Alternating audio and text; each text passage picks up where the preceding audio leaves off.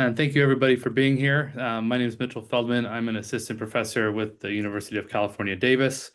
I started in this role in 2023, but I did my doctoral research with Steve Knapp at UC Davis from 2015 to 2020. As you can imagine, graduating amidst the COVID pandemic was uh, a really ideal time, an optimal time even. But I was able to get a position with HM Klaus and worked on sweet and hot pepper for about a year and a half before returning to strawberries at the University of California, Davis with Steve Knapp as a postdoc. So now I am Steve's replacement. So as Helen already said, I'll be telling you a bit about the research program and the breeding program and how we're structured. And then Glenn will tell us about some of the new varieties that will be coming to Australia this year. Oops, there we go. So first of all, there's a lot of collaborators and supporters and funding agencies to thank for the work that we've been able to do, the research that we've done, and for the breeding. I really want to point out that California Strawberry Commission has been really essential for us, supporting breeding and research activities. I really want to thank Global Plant Genetics, who's the primary licensee for Australia and the region, and for Jack Beatty at JCLM Farming for just the encouragement to do this webinar. I also want to give a shout out to Katie O'Connor, who I saw in the participants, who is also a voice of encouragement. And then thanks to the organizers for hosting us and thinking of us. It's really really thoughtful, and I really appreciate it. Our team is quite large.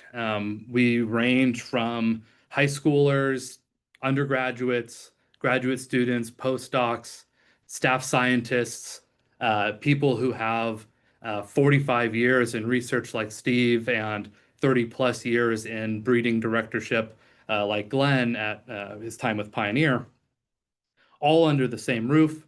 We collaborate with folks at the USDA, pathologists, technologists, and all kinds of things. So it's a really invigorating place to be. Here's a list of all those people that are involved. There have been 27 people who have left the lab, 8 postdocs, 6 graduate students, 3 visiting PhD students, and 10 undergraduate interns. I think a really important measurement of impact for our breeding program and for our research group is that a lot of these individuals have stayed in small fruit, whether that's in blueberries, raspberries, blackberries, or strawberries, in multiple places in the world. And so if you have any questions about the research that we're conducting on any of the themes that you see today or on any other themes, my contact information is over here. It's also on the first slide. Please reach out with any of your questions about anything you're interested in.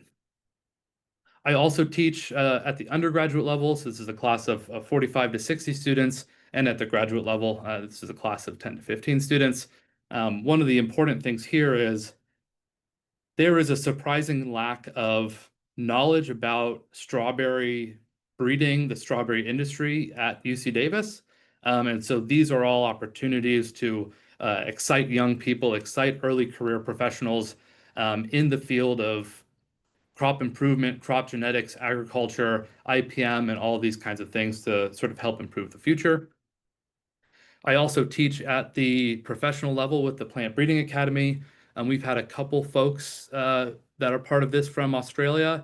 So this is a global cohort, usually 20 to 30 students, all industry professionals where they might be in a region without the formal education, and so we try to provide that. And then we've also started this graduate academic unit certificate in plant breeding at UC Davis, which I've been a part of developing. And really this is formalizing plant breeding education at UC Davis so that individuals, when they leave with their graduate degrees, they can go out into the workforce and be confident that they have at least a baseline education and skill set to be successful in new roles. Okay, so that's enough about teaching and sort of the human development. Let's talk about crop development. The goal for us has always for the last 10 years, has been disease resistance. So breeding disease-resistant varieties that maintain high yields, produce abilities by nurseries, are self-stable, have great flavor, and at the end of the day are profitable. Um, and this disease resistance, this focus on disease resistance, was something that was missing from, I'll say, California breeding programs for the time preceding the last decade. And the reason for that was methyl bromide, fumigants, and just the types of chemical control that we had access to. So when Glenn and Steve took over the program in 2015, almost none of the varieties or material in the germplasm collection, and some of this was from the United States Department of Agricultural's um, National Clone Germplasm Repository. So this is basically a library of old genetics, wild heirloom varieties, this kind of material. And only three of them had some level of moderate resistance to all four of the pathogens that we focus on, these being Fusarium wilt, Macromina charcoal rot, Verticillium wilt, and Phytophthora crown rot. If we look at this graph, and you'll see this type of graph a lot in my slides, we always use a disease severity score. And so a 5 is a more diseased plant. A 5 is actually a dead plant, as pictured here. And then a 1 is a completely asymptomatic plant. So these are under controlled artificial inoculation. So we're giving each plant the same dose, a very high dose of one of these four pathogens. And then we're evaluating their survivability after they go through the winter and then the spring. So again, almost none of the varieties that we started working with were resistant to all four of these pathogens. The work that Glenn and Steve led totally changed that paradigm, and now today, more than 20% of the individuals that we're evaluating in on-farm trials, part of our plant performance program, are resistant to all four pathogens. And as I go through this, I'll give some, hopefully some inklings of the confidence that we have in these scores based on the way that we do our phenotyping and our evaluation in field and on farm. Here's a nice picture because a picture can say more than I can. These are four of the new UC varieties that are licensed through Global Plant Genetics, and then one of the legacy varieties, Albion, in a autumn planted farm in Orangevale, California. This is a pretty hot location. It's in the Central Valley, and so it can get up to 40 to 43 degrees Celsius. And this field is stressed with fusarium. So the new varieties, no symptoms throughout the entire field. Albion is looking really sad and pathetic. The other important piece of this, right? If you have a disease-resistant variety, but it doesn't produce any fruit, who cares? So these varieties are able to produce fruit. These are two different farms, one in Lompoc, which is in the central coast of California, and the other in Prunedale, which is just a couple hours north of there. This is one of our day-neutral fall-planted farms that we work with, that we collaborate with. And we had in this trial UC Eclipse, which is a new variety, Royal Royce and Valiant, which are from the previous set of things licensed through Global Plant Genetics, and then Monterey and Albion, which are our legacy varieties. And so what you can see from this is that of the fusarium-resistant breeding lines, there are very high-performing individuals. So these are the individuals that have much higher marketable yields than Eclipse, which is high yielding, Royal Royce, which yields a little bit lower, and Valiant, which is slightly less, and are also highly tolerant, resistant to fusarium. If we look at Macromina, this is something that we started working on a little bit later and is a much more difficult pathogen to work on. And so there are fewer breeding lines that are as high performing that are also resistant to Macromina.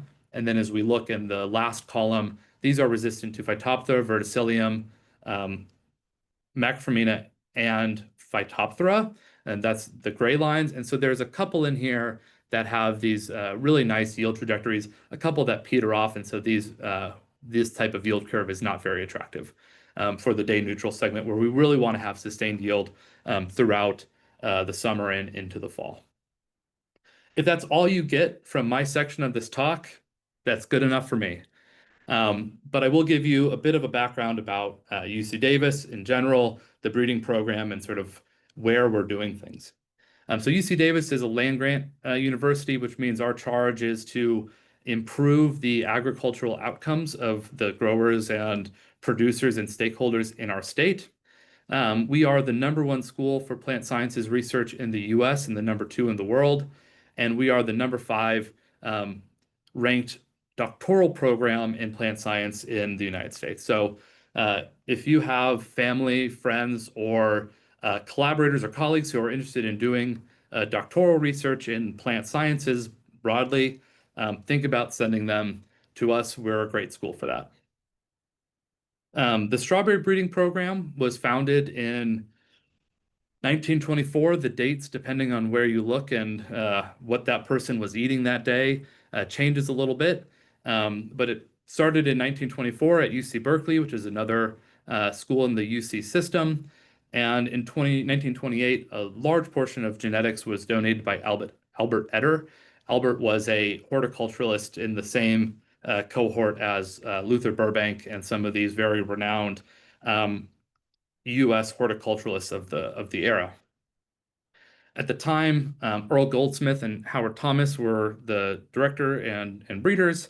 They did a lot of germplasm collection and really developed a really important collection of germplasm material that would go on to form the basis of the USDA National Clone Germplasm Repository in strawberry.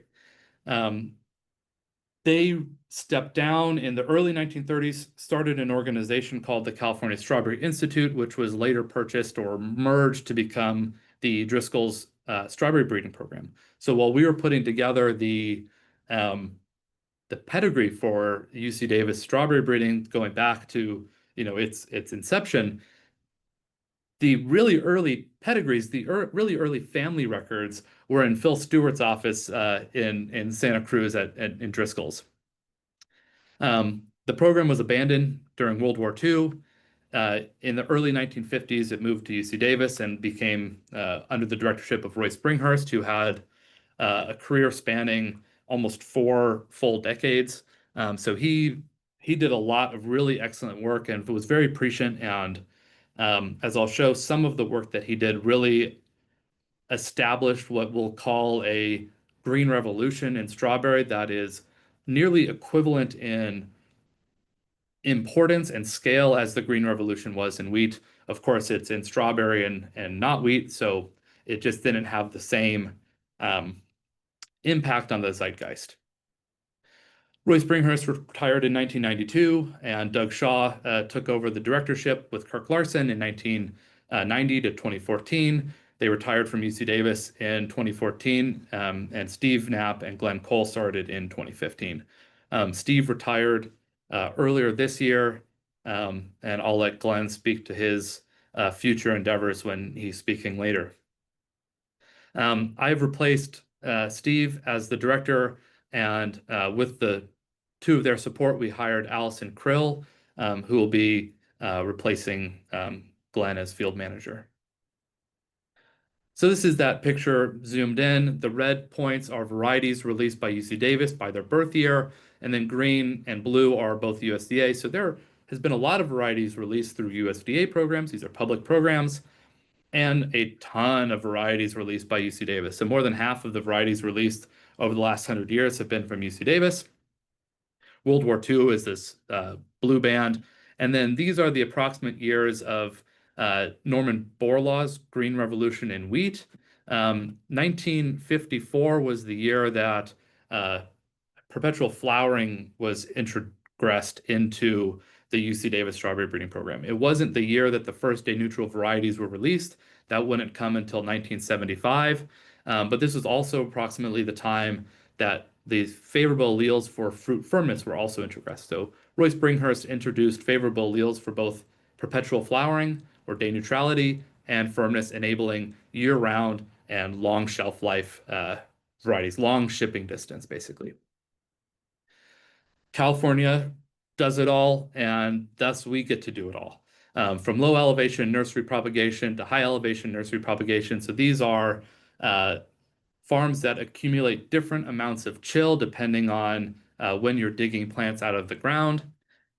We do seed propagated hybrids. This is our what I'll call phase 0. So these are unreplicated plants. These are propagated from seed, and then we evaluate them for things like fruit size, fruit firmness, in Winters, California, which is very close to Davis, where we are located.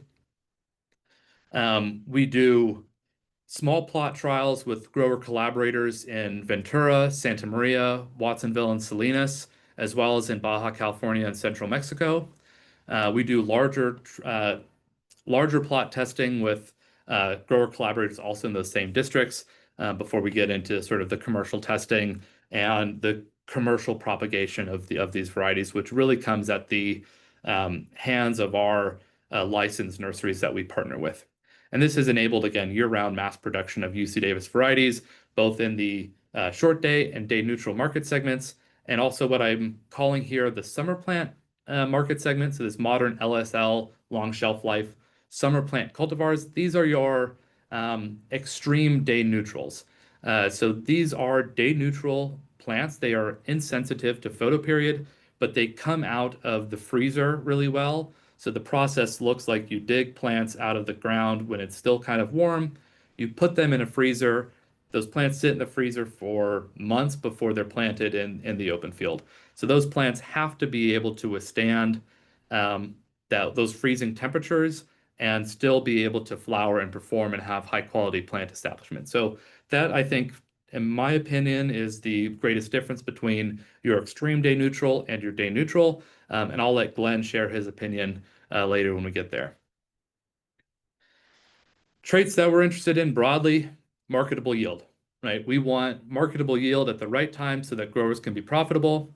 We want fruit quality for growers that enable that long shelf life, long distance shipping. So these are things like fruit appearance, how well they pack into clamshells, how firm they are. So how much damage do they take from the mechanical stress of packing and shipping? We're also really interested in consumer-centric fruit quality, things like how much sugar is there? What's the sugar to acid ratio? What's the aroma? How does this strawberry smell, right? We want to be able to tap into that nostalgia that a really good strawberry brings. Um, I won't get into that, but I have a lot of thoughts about the importance of sentiment and nostalgia on strawberry flavor and how difficult that makes it to breed a globally preferred strawberry. Again, the four diseases that we look at, verticillium wilt, fusarium wilt, macrophormina, and phytophthora. Glenn and I were having a conversation earlier. Um, I know there's a different strain of fusarium in Australia. I don't know how common the primary strain in California is in Australia. I think it's present, but I don't know the relative contribution to fusarium infected fields from these different isolates. Also very interested in perpetual flowering still and sort of for making sure that we maintain photoperiod sensitivity or insensitivity, right? This is segmenting these different markets in California and around the rest of the world. Asexual reproduction, we don't want runners in growers' fields. We want a ton of runners in nurseries. It's really hard, so you need to strike a balance. Plant architecture. In California, this is becoming really important with changing labor practices and policy. And so what we're looking for are plants that, well, the fruit are really easy to find. You don't have to get into the plant very far to look for them because that just takes time, it wastes time. And if you are picking fruit as rapidly as you can, you want it to be as salient as possible so that you can pick it quickly. We're also interested in the different processes associated with climate variability, different types of abiotic stress, whether that's rain, high temperatures, more variable temperatures, hail, this kind of stuff. And how do we produce plants? How do we produce fruit that are able to withstand some of these challenges? I don't think we're ever going to produce a piece of fruit that can withstand a hail strike. But it's fun to think. So going from north to south, this is sort of where we are. We're all across the state. Um, as I was putting this little infographic together up at the top, in my head, thought that California was going to be much larger compared to Australia than it is. But really, it's just, Australia is massive, and we are just over here on this west coast, and we fit nicely in around Perth. Um,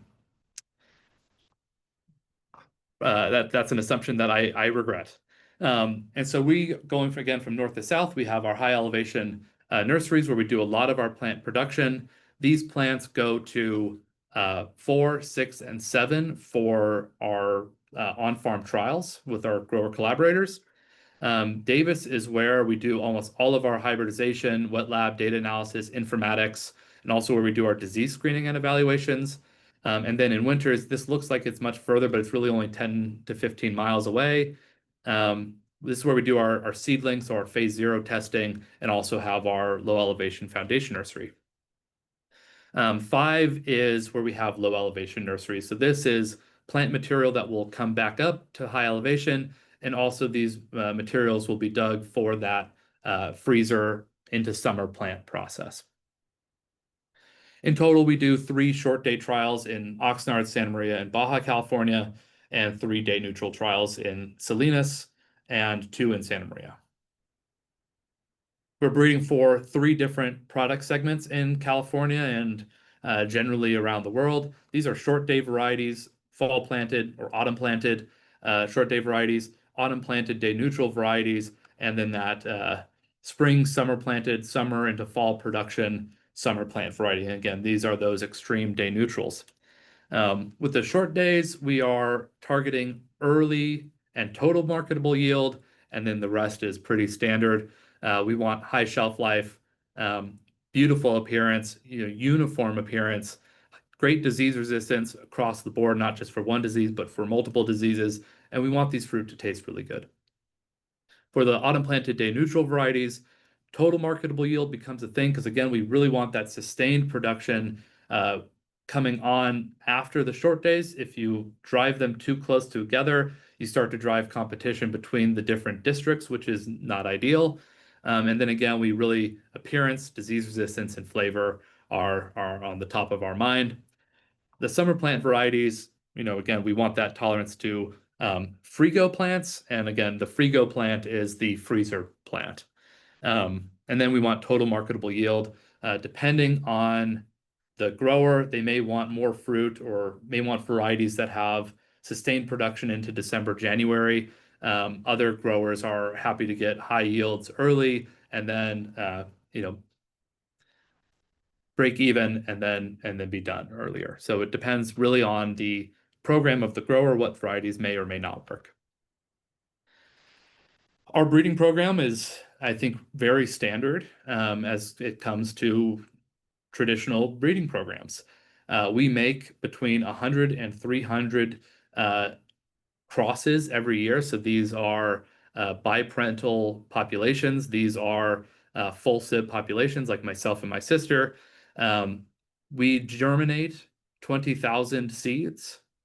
We screen these for a small arsenal of DNA markers that allow us to predict whether or not a plant will fit into one of our 3 market segments, whether or not it will be resistant or susceptible to Fusarium, Macrophormina, Phytophthora, whether or not it will produce firm fruit or soft fruit.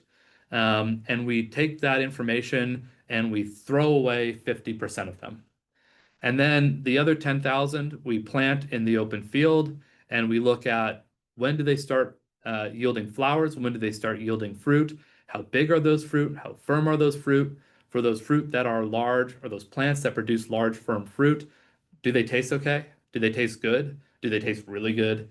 And at the same time, we are evaluating some of their progeny in a disease nursery that is about 25 miles away from this uninoculated, clean plant nursery and are looking at some of the full sib behaviors. So we're getting a sense of this family, this plant can produce large, firm fruit, and also many of its siblings are resistant to multiple diseases, which gives us information that this individual is probably or has a higher chance of being disease resistant than an individual coming from a population that has no semblance of disease resistance in any of its progeny.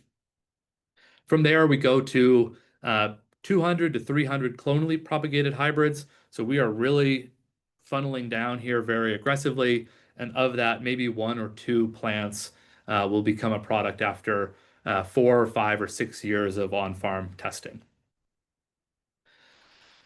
If you ever come to California, and you should, it's beautiful, um, and you want to visit us, you should. It's very nice. I don't bite.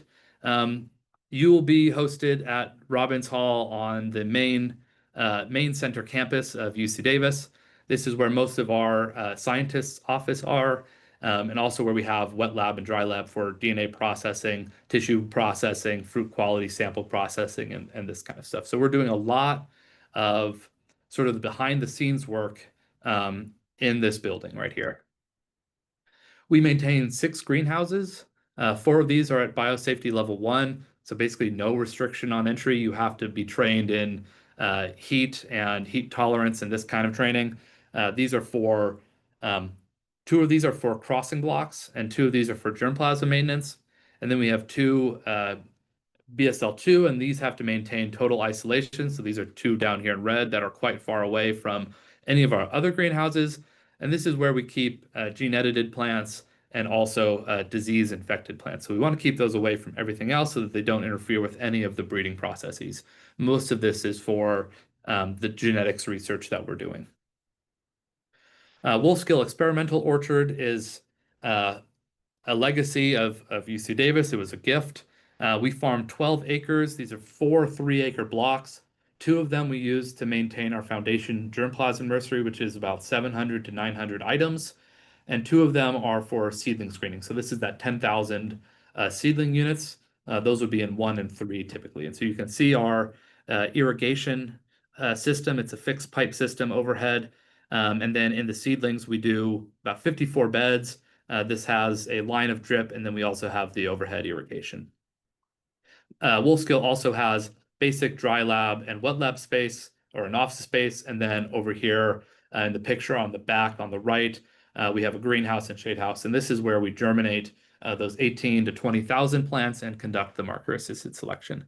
So this is about 15 miles away from the main campus.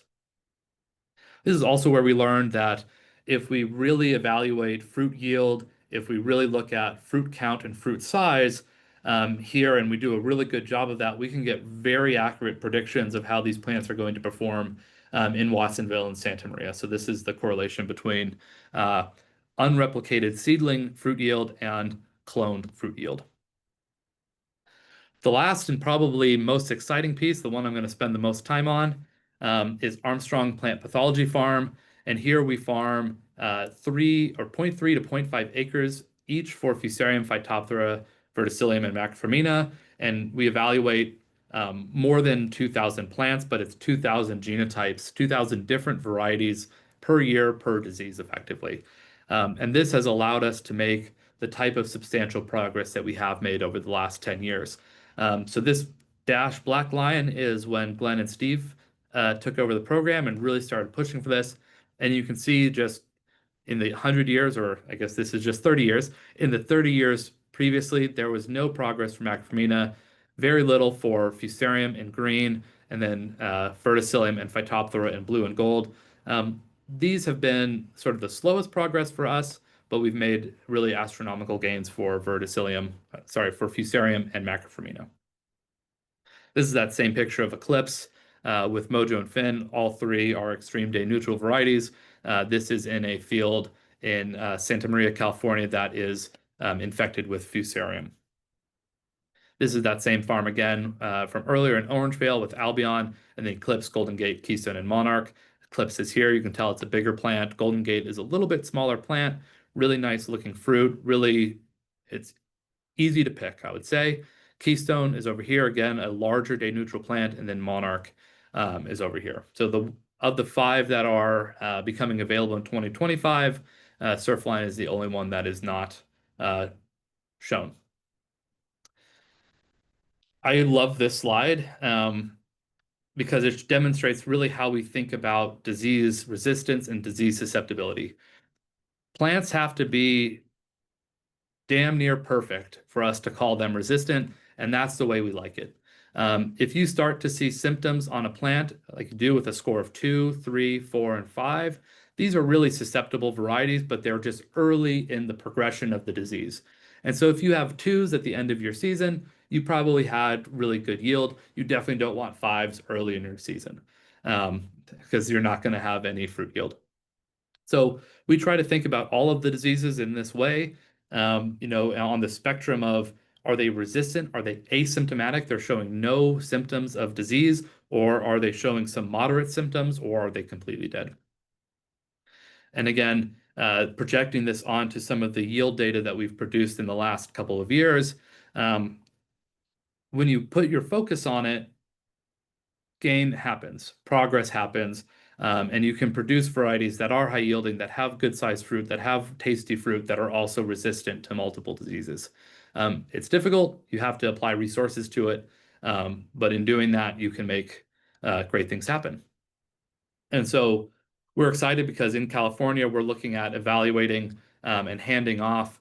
Uh, Now it's 2 short days and 2 day neutral varieties that are both resistant to Macrophormina and Fusarium race 1. Um, the star there is a new race of Fusarium in California that recently emerged. It is different than the resistance breaking strains that exist in Australia, Japan, and Spain genetically. And so we think of it as a different disease. And so just pointing that out there, we have a new Fusarium disease in California that we are working on. Other plant pathology things that we're working on, I'm really only going to spend time on Neopestalotiopsis. This is a pathogen that is around the world and probably tracks with um, uh, weather, hurricanes, and this type of stuff, but also with plants. It is a plant killer on a susceptible variety and also can impact the fruit and can infect runners and all kinds of things. And it's warm, humid weather. We've been doing screens in Florida with Vance Whitaker and Cheryl Dalid at the University of Florida.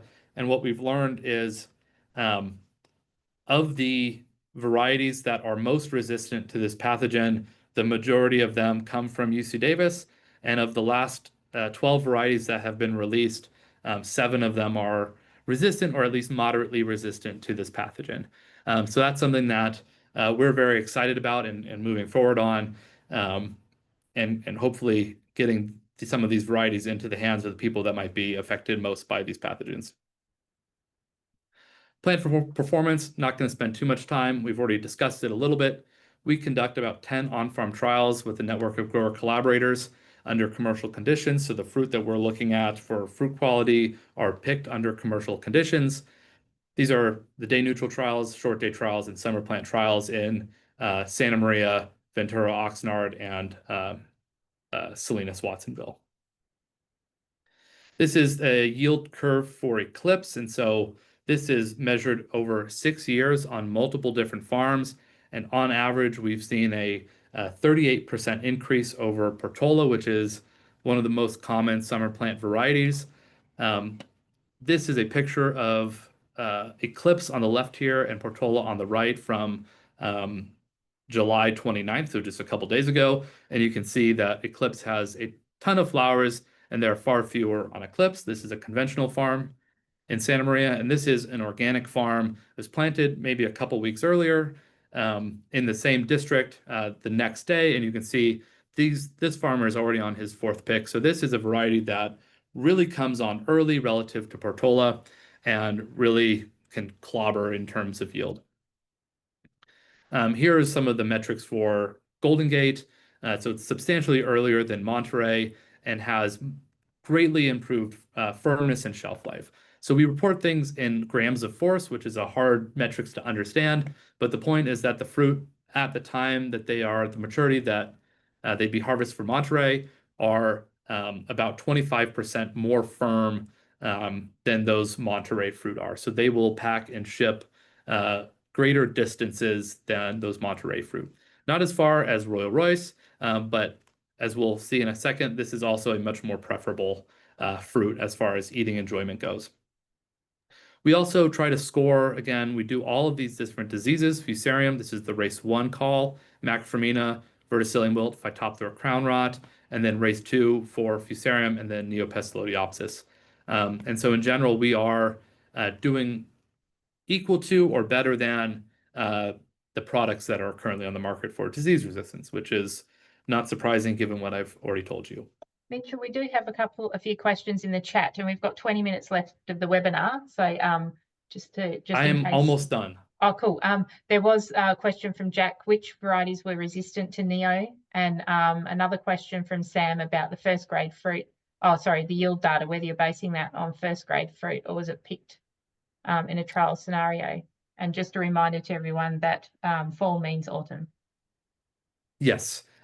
So Keystone, Surfline, Victor are resistant to Neopestalotiopsis.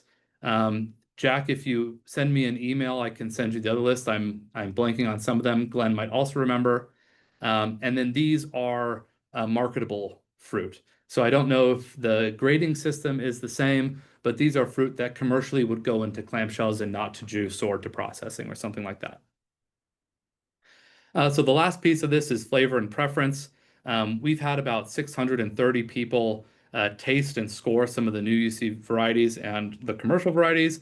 And UC Monarch in orange here and UC Golden Gate are not significantly different than Monterey, which is exciting for us because Monterey is really the quintessential thing that everybody talks about. Oh, we love that flavor. Very similar to Albion in that way. And so we have them score on a 1 to 9, hate it to love it. These are those same fruit that go into the marketable yield count from our grower collaborators that are picking 2 to 3 times a week. And these are nearly equivalent to fruit that you would find in a California supermarket, maybe a day earlier. So they have that much more aroma that they'd be hanging on to. The nice thing is what drives this is Brix. So the amount of sugar in the fruit is really the thing that sets apart a variety that is unpreferred from a variety that is preferred. How are we doing? We're doing great in terms of shelf life and marketable yield and traits like firmness. There's still room for improvement, although we are making that improvement. We're doing great for Fusarium wilt and Macroformina. Still room for improvement for Phytophthora and Verticillium.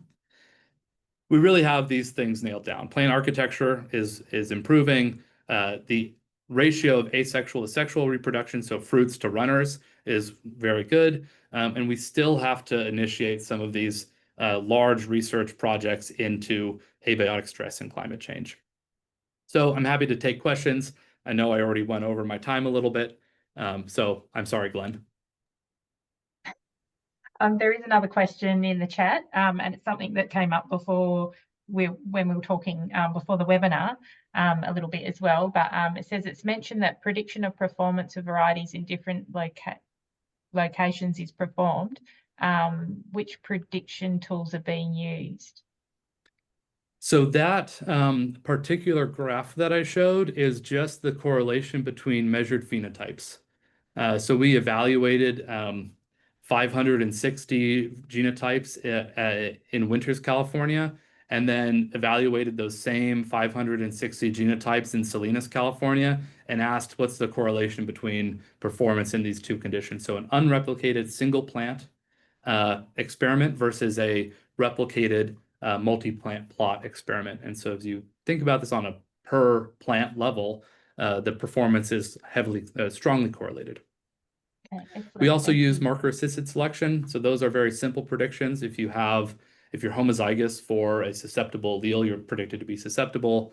If you're heterozygous or homozygous for a dominant resistant allele, you'd be predicted to be resistant. We might just jump over to Glenn now, so that he's got enough time to go through his information. And while Glenn's bringing up his slides, I have his slides in my slide deck, so he'll just be telling me to advance. Cool. And some fruit size data was requested from Jack Beattie as well, yield and fruit size data for the 5 new releases, but that might be something Glenn might cover off on anyway. Sounds good. Thank you. Thanks, everybody. Talk fast. Well, thanks for having us. My name's Glenn Cole.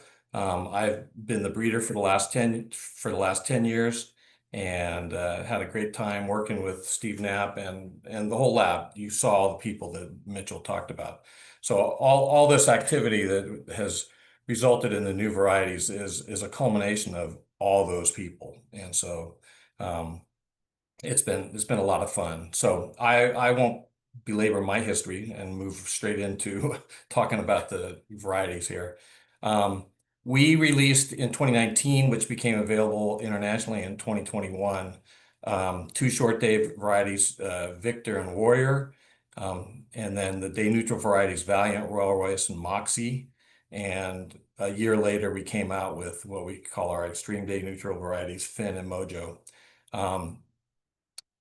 The Victor, Warrior, and Moxie were all fusarium resistant, and the other four were not. And not having that fusarium resistance has become a major weakness in California because the disease has significantly moved and shown up in all the growing districts. So for the varieties that have really stuck in California to some levels of production are Victor, Royal Royce, Valiant, and the other ones have not for various reasons. That's different for some of those varieties in other parts of the world, and I'll kind of just focus on a couple of them that are pertinent to the Australian market. And then we'll talk about the 5 new varieties, 2 short days, Surfline and Monarch, 2 day neutrals, Golden Gate and Keystone, and then Eclipse that Mitchell has talked about a little bit. Next slide. So Moxie was really a wonderful variety that was released. It is fusarium resistant. It didn't take off here because of nursery production, as Mitchell talked about. You got to have varieties that produce runners. This one's a little bit lower on the runner production, which does impact the nursery business, but it's a fabulous day neutral variety that yields significant yields throughout the season. We're talking 3.5 to 4 kilos per plant yields.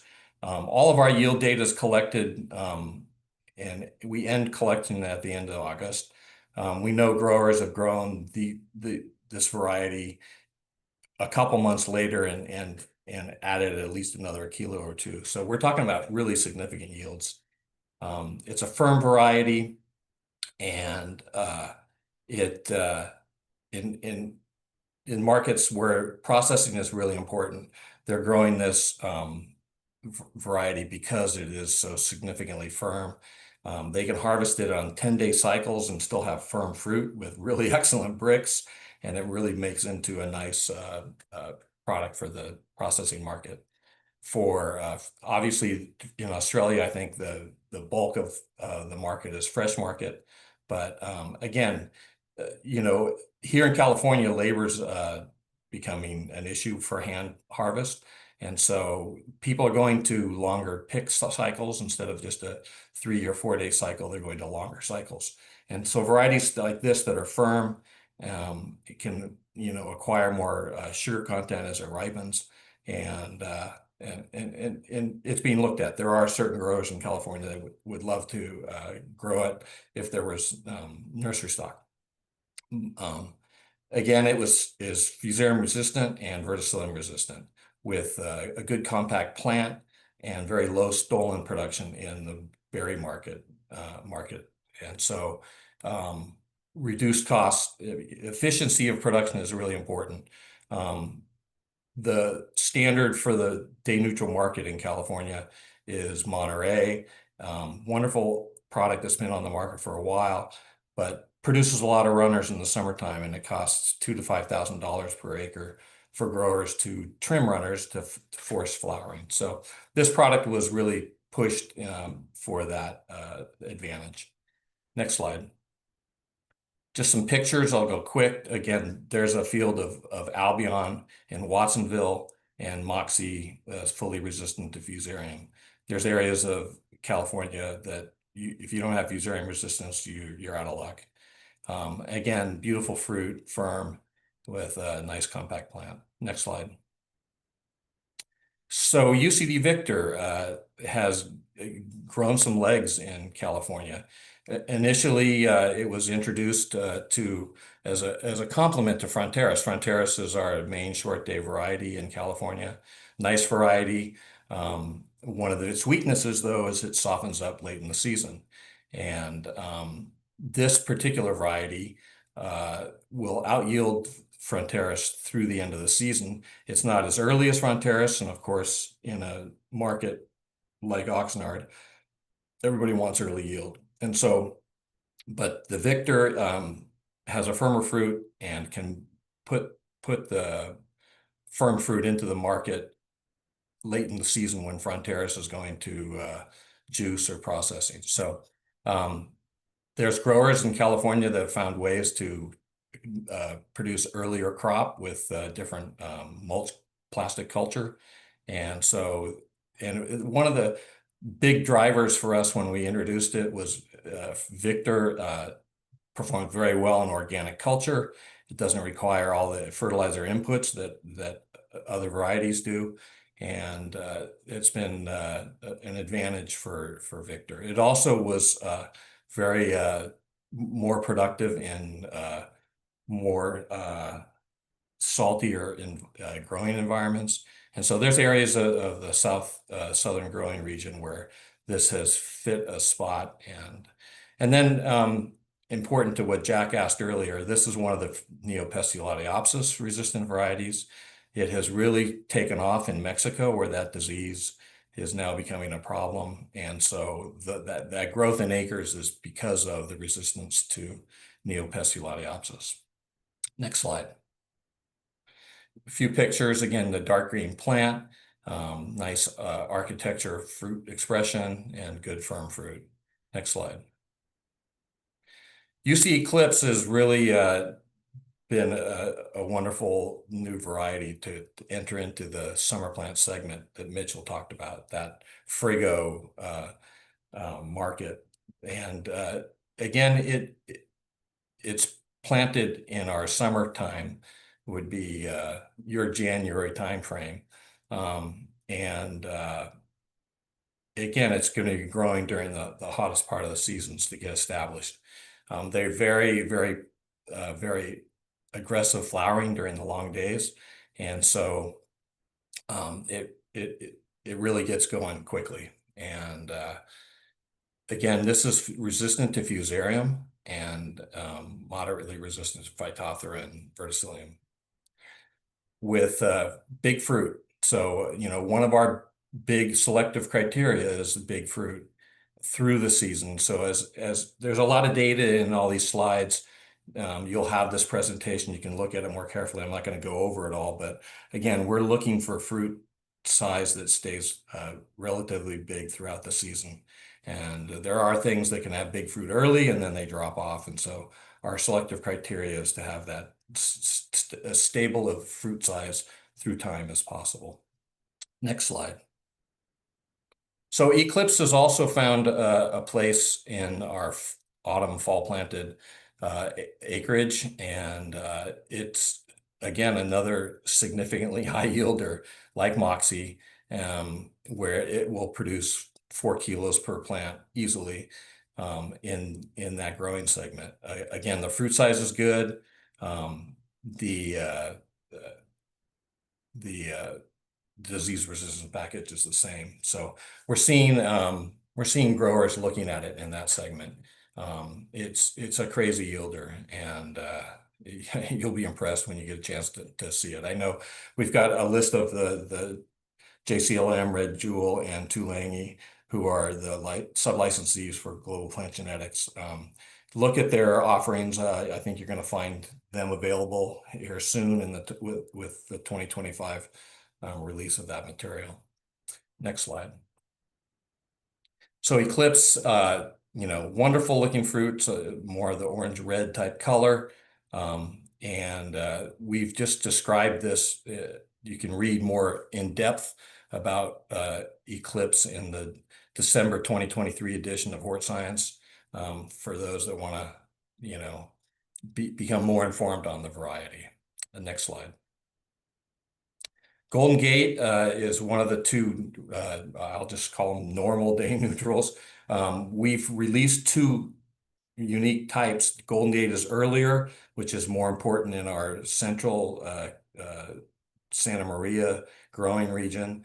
And then it's also a plant, like Mitchell had indicated, we've put significant selection criteria on compact plants and their ease and ability of harvest. And so this is a more compact plant. You can grow them in higher populations if you want because of it. And again, good yields and superior fruit size and firmness is very important. All this set that we're talking about is fusarium resistant. Anything that we release in California in the future is going to be fusarium resistant. Sorry. And then again, moderate resistance to Phytophthora verticillium. This one, again, as Mitchell had indicated, has a little higher bricks. Bricks and yield are negatively correlated. And so it's always about finding that fine line of having the yield and something that tastes good. And so we're really excited about Golden Gate. Next slide. Again, beautiful fruit, a little more rounded shape. And this will be probably available in a Hort Science edition as of September 2025. Next slide. Keystone is a more vigorous plant, high-yielding variety again in the day neutral segment. Does very well in our organic trials that we've had.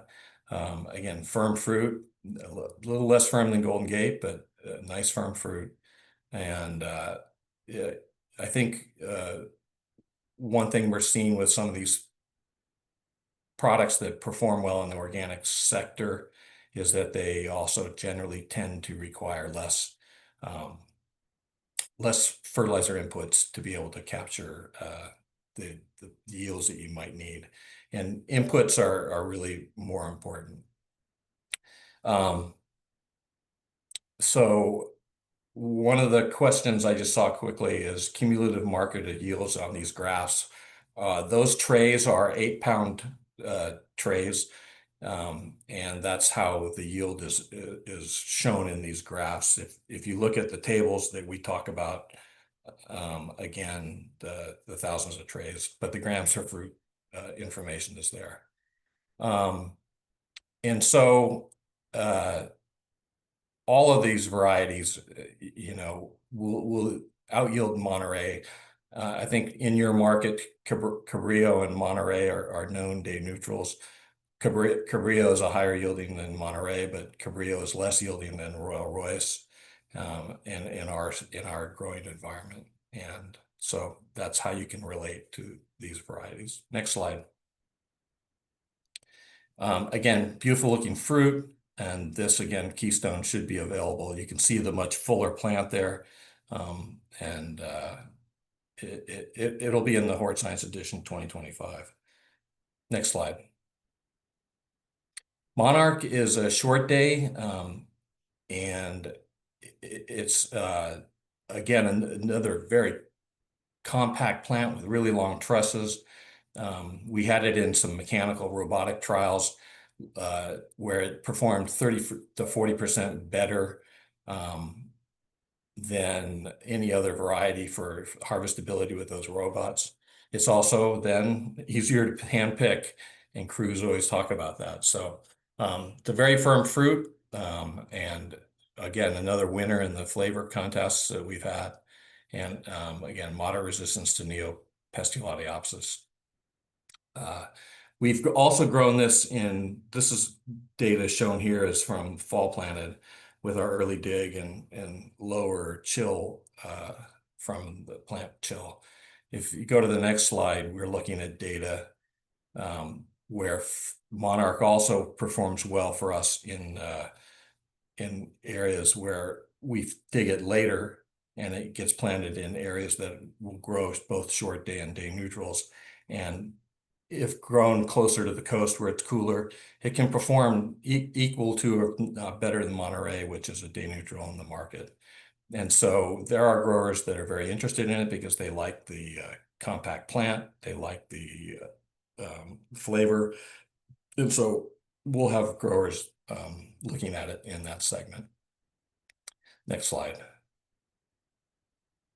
Here again, you can see some pictures of truss display and fruit, more traditional conic look like an Albion. And this one was described in our June 2025 edition of Hort Science. Next slide. Surfline is the last one that I'll talk about. And I know it's 8 o'clock, but I'll be quick. This was released early. We talked about early yields earlier, and this is an early variety, 20% increase over Fronteras and marketable yields in early season. And it has improved firmness and shelf life compared to Fronteras. Also salt tolerant like Victor, and moderate tolerance to Neopestulatiopsis, which I know has reared its head in Australia. So getting an opportunity to take a look at these things is really important. And then the last slide, we'll just look at some pictures of Surfline on the last slide. Next slide. Again, those two pictures, the one on the left is Baja California in December, and the one in the middle is in Oxnard. Good early yields and much earlier than Fronteras, and with nice looking fruit. Again, this one's described in the June 2025 edition of Hort Science. So sorry I had to race through that. There's a lot of information on those slides. If you have an opportunity to look at this webinar later, you can look at it. I think I'll just leave it open for questions. Thank you, Glenn. That was really well covered. We do have some questions in the chat from Sam. We do have a lot of varieties available currently, which is maybe a tad unusual for Australia. He's wondering, out of all the varieties you've got there, is there a particular one you'd recommend if you had to choose one of each, one summer planted, one fall planted, what would you pick? Yeah, Eclipse is really pretty incredible, and for us, it's hitting a couple of sectors, and it is really important because that's a lot of acres in California, and I know it's different in Australia, but it's a bang up yielder, and there's no getting around it. As far as the short days, I mean, earliness is important. I know if you're up in Bundaberg or in northern Queensland, you want early fruit, and so we're really excited about this. Again, it's moderately resistant to Neopestulatiopsis, and I think you've got that problem up there. And so, likewise in Western Australia and Perth, I think Surfline would look really nice. So if I were to just pick two straight up short day and day neutral, I'd say that. But you got to look at these other products because that plant architecture is really important. It's becoming super important in our market. The firmness is really important, and again, are you going to move to a 5-day pick or whatever, a longer pick because you don't have the labor? These fruit that are firmer, they can ripen, taste better, and they still are marketable in the long chain of process of moving that fruit where you need to move it. And there's also the consideration of your local climate as well and how that interacts with the variety too, isn't there? Absolutely. Obviously we try to do as wide a testing as we can. We're selecting for varieties that aren't special to a certain area. We're looking for those that can be as broadly as adapted as possible. So that's the reason for our network of testing. And we love to hear from growers around the world. I mean, I've been getting stories of these varieties like Moxie in Chile is doing fantastic. They're ecstatic about it. Like I said, in California, it didn't take off, not from a product standpoint, but because of producibility. And it's being produced in plugs in Chile, and they love it. This last question I've seen pop up, it's more for Jack. I'm pretty sure the answer is yes, but the question is there potential for any Eclipse in Tasmania? We're currently growing Big Sur with good success. Yeah, getting back to I talked about the sub-licensees that have available. I believe JCLM will have all of the new varieties, those 5 new varieties available in 2025. I'm not so sure about Red Jewel. I think they have a couple, and Tulangi I'm not quite sure about. So, but I do know for JCLM that they will have all 5. And in terms of climate, I think that might be the angle of the question there. Yeah, for Tasmania, definitely. Mm. We're looking at Eclipse in Alaska, and it's doing fantastic. So, I mean, that's even further. That'd be further south than Tasmania. So, Yeah. Well, there's no more questions in the chat. That was really excellent. Personally, I'm quite interested by Golden Gate, so I'd be interested to see how that performs in WA. But yeah, there's an excellent variety of varieties you've got coming out. And it's really pleasing. I forgot to mention earlier with the education program that you guys are doing and bringing new people through and training them up in horticulture. So that's something that's really good, going to be good for the industry in the long run as well. So thank you guys for doing that. So in general, thank you very much, Glenn and Mitchell, for the presentation.